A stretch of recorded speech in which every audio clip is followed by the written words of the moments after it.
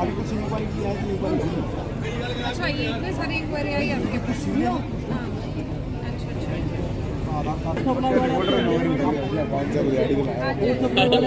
हाँ,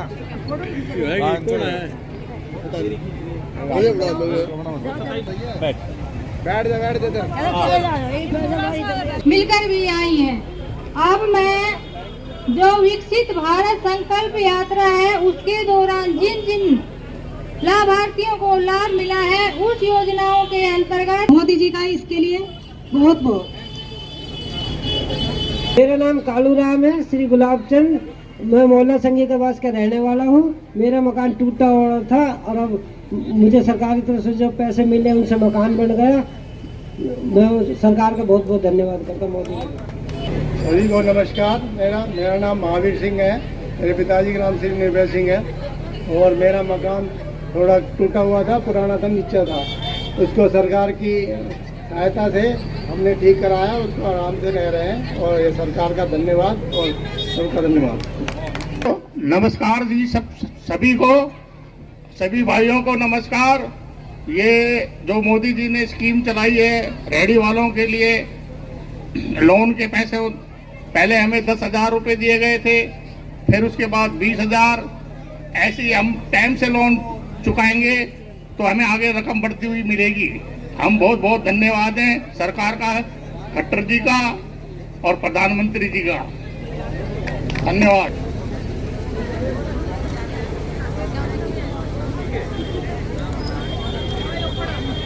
माता की, भारत माता की। एक बार दोनों हाथ ऊपर और मुठियां बंद कर। माता की। यहाँ पर उपस्थित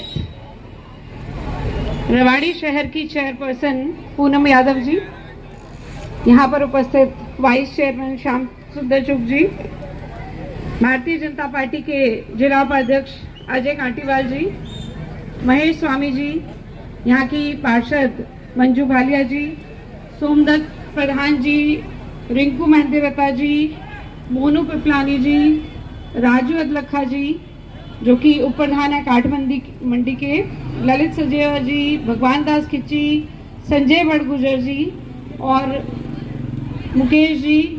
इसके साथ अजय रंगा जी जो कि सोशल मीडिया के प्रभारी हैं, नवीन रोहिल्ला जी, और यहाँ पर उपस्थित वार्ड नंबर 8, 9 और 10 के मेरे भाई बहन। मैं सबसे पहले ये कहना चाहूँगी कि यहाँ पर आकर मैं बहुत भावुक भी हूँ और गर्व का महसूस हो रहा है, क्योंकि जिन गलियों में खेले होते हैं ना, वहाँ जाके अलग ही फीलिंग आती है।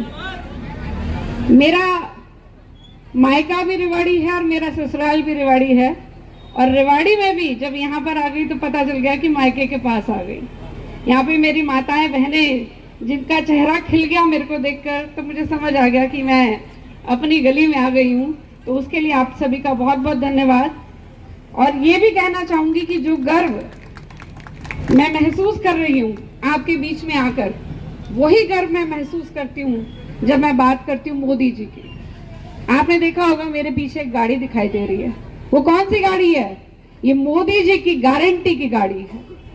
मोदी जी की गारंटी का मतलब गारंटी के भी पूरा होने की गारंटी। ये गाड़ी आपके बीच में आई है।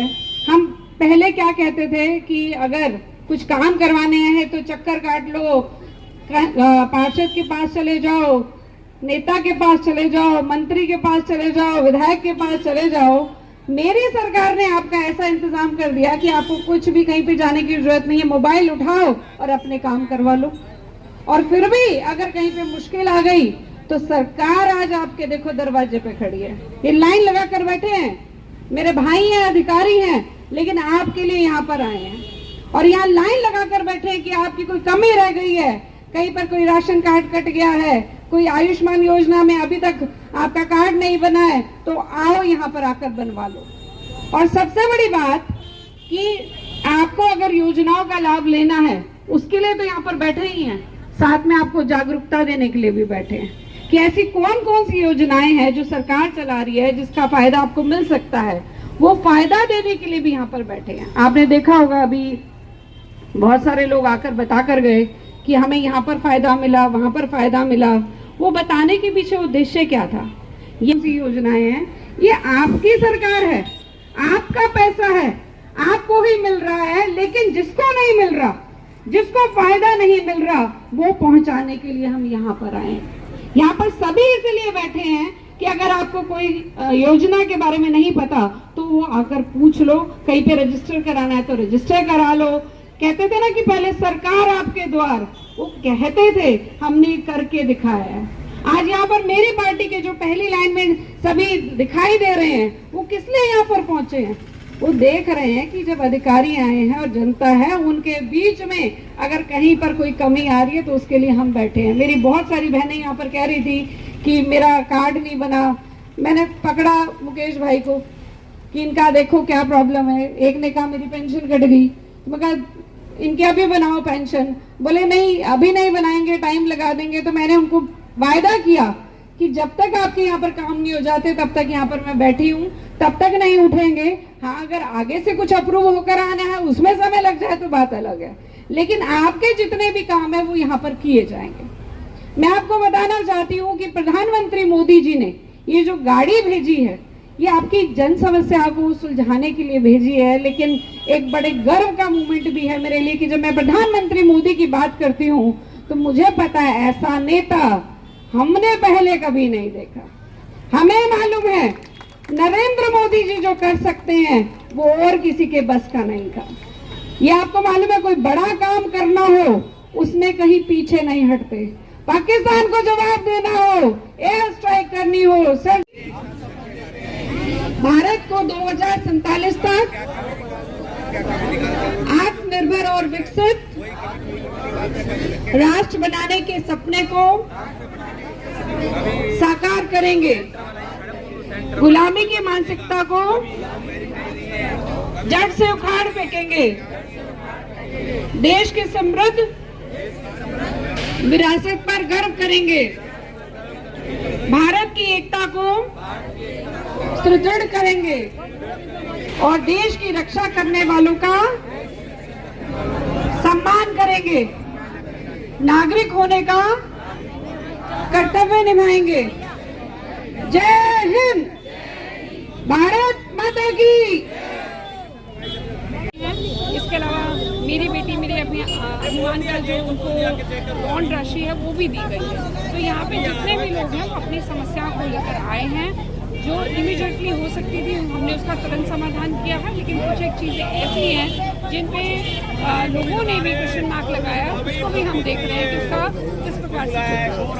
मैडम कितना फ़ायदा मिल रहा है? सही अगर बात करें तो लोगों को सरकार की नीतियों का, योजनाओं का कितना फ़ायदा मिल रहा है? क्योंकि मैं कहती हूँ कि पहले की सरकारें कहा करती थी सरकार आपके द्वार, लेकिन सरकार सच में लोगों के पास कैसे आती है वो हमने पहली बार देखा है कि पूरा सरकारी अमला जमला यहाँ पर बैठा हुआ है और यहाँ पर योजनाओं के बारे में बताना भी उतना ही इम्पोर्टेंट जितना उनकी समस्याओं को सुलझाना है। यहाँ पर बैठकर वो बता रहे हैं कि कौन कौन सी योजनाओं में लाभ ले सकते हैं। मैंने यहाँ देखा कि सैनिक जो है वो भी अपने बारे में पूछ रहे थे कि उनको किस प्रकार से लाभ मिल सकता है। वाटर डिपार्टमेंट, इलेक्ट्रिसिटी डिपार्टमेंट, ऐसा कोई डिपार्टमेंट नहीं था जो यहाँ पर पूछा हुआ था। तो दोनों चीज़ें हैं, समस्याओं को भी सुलझाना और दूसरा अवेयरनेस भी देना, जागरूकता भी करना और लोगों का इससे बेनिफिट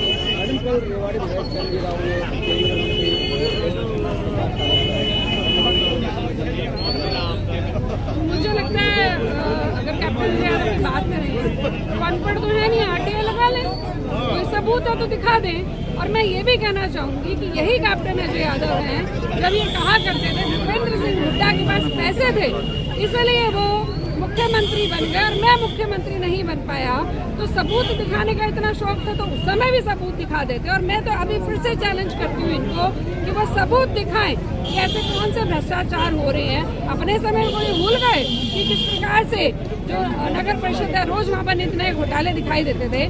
मैं फिर से कहना चाहती हूँ, यहाँ पे पूनम जी खड़ी हैं, अगर कहीं पर कोई व्यक्ति ऐसा है जो इन्वॉल्व है भ्रष्टाचार के अंदर, उसको हम पकड़ने का काम करेंगे। हम ये नहीं देखते कौन सी पार्टी का है, कहीं ना कहीं वो अब यहाँ पर कोशिश कर रहे हैं कि बैठे बैठाए कुछ काम है नहीं, लोग हमारे साथ है नहीं, इलेक्शन आ रहे हैं तो किसी तरह से इस मुद्दे को उछाल दिया जाए। बैठे बैठे हवा बनाने की कोशिश कर रहे हैं। हफ्ते 15 दिन में गुड़गांव से आकर यहाँ पर प्रेस कॉन्फ्रेंस करना, मुझे लगता है रेवाड़ी के लोग बेवकूफ़ नहीं है, वो सब समझते हैं। कहीं ना कहीं भ्रष्टाचार नहीं है। देखिए, अगर कोई चीज़ें हैं तो सामने लाइए, उसको हटाने का काम करेंगे। हम तो कहते हैं कि हम करप्शन के बिल्कुल खिलाफ हैं। हम क्लीन सरकार यहाँ पर चला रहे हैं। जिस प्रकार से हमारे मुख्यमंत्री जी हैं, वो तो सीधा बोलते हैं आप सामने लेकर आइए, हम एक्शन लेंगे।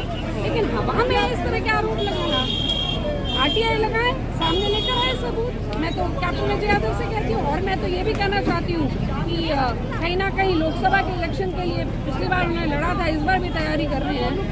भूल गए से परिषद में वो तीसरे नंबर पर आए थे, अपनी पुत्र वधू को नहीं जिता पाए। मैं तो कह रही हूँ खुद आ जाएं, खुद ट्राई कर लें, पता चल जाएगा क्या स्टेटस है। देखिए, जो भारतीय जनता पार्टी है उसकी नीतियों में पूरे देश की जनता ने अपना विश्वास जताया है। अब लोग अपना विश्वास जता रहे हैं तो हम उनका स्वागत करते हैं।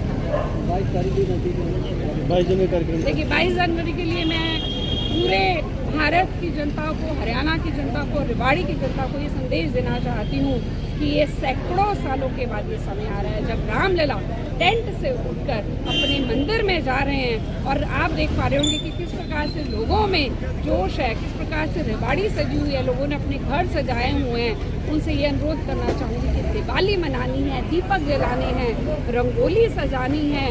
ये जो समय है, हम बहुत सौभाग्यशाली हैं जो ये हमें समय देखने को मिल रहा है, तो सभी इसको पूरे जोर से, पूरे उत्साह से मनाएं। मैं ये कहना चाहूँगी कि फाइनेंस कमेटी के मेंबर हो और उसके बावजूद पेमेंट कमेटी के मेंबर वो, और उसके बाद आरोप लगाते हैं। मुझे लगता है ये जो पावर है ये तो सभी के पास है, तो ये मेरे को लगता है इनको खुद को चेक करना चाहिए, बजाय किसी पे आरोप लगाने के। वो खुद बीच में बैठते हैं, खुद साइन करते हैं और उसके बाद आरोप लगाते। कुछ नहीं, इनको सिर्फ उछलना है, कूदना है, शोर मचाना है।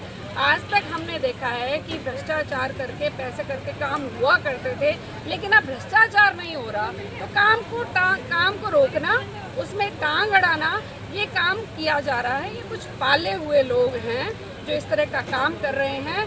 लेकिन ये समझना पड़ेगा, रेवाड़ी की उन्नति में जो सबसे बड़ा रोड़ा था वो अब 24 में हटने वाला है।